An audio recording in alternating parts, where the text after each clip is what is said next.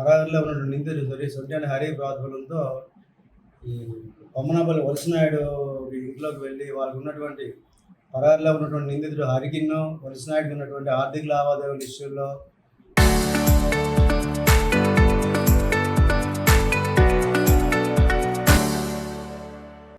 హరి వీళ్ళ తాలూకా సహకారం తీసుకున్నాడు. వీళ్ళకి 50,000 రూపాయలు భయాన్న కూడా ఇచ్చి సహకారం తీసుకొని వలసనాయుడు ఎలాగైనా లేపేయాలని చెప్పేసి సహకారం తీసుకుని అందరూ కూడా శ్రీనివాసరావు అని ఎల్లంపేట ఉన్న ప్రాపర్టీ అఫెండరు, ఆయన ఇది వల్ల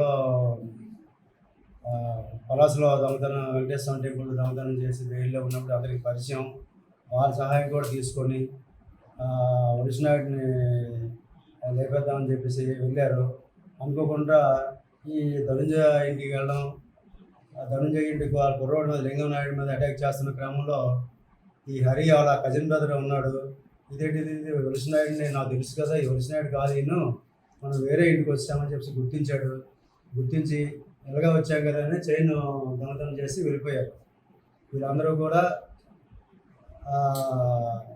దీనివల్ల ఉన్నటువంటి ఆర్థిక లావాదేవీల దృష్ట్యా 3వ తారీఖున ప్లాన్ చేసుకున్నారు. కుట్ర కాన్స్పిరసీ, ఐదుగురు ముద్దాయిలు హరితో పాటు నలుగురు కూడా కాన్స్పిరసీ ఈ విధంగా ప్లాన్ చేసుకున్నారు. ప్లాన్ ఎగ్జిక్యూషన్లో ఒక ఇంటికి వెళ్ళిపోయారు.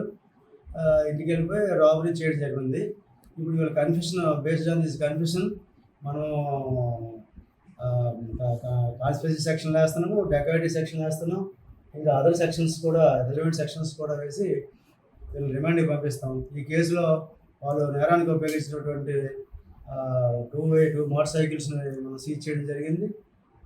అలాగే కత్తులు కూడా సీజ్ చేయడం జరిగింది. తర్వాత ప్రాపర్టీ కూడా 45 తులం విలువ చేసే చైన్ కూడా మనం రికవరీ చేయడం, ఇక్కడ డిస్ప్లే చేయడం జరిగింది. ఈ కేసులో నిందితుడు పరారీలో ఉన్నాడు హరి అని ఆయన గురించి కూడా ఎఫర్ట్స్ చేస్తున్నాం, పట్టుకుంటాం.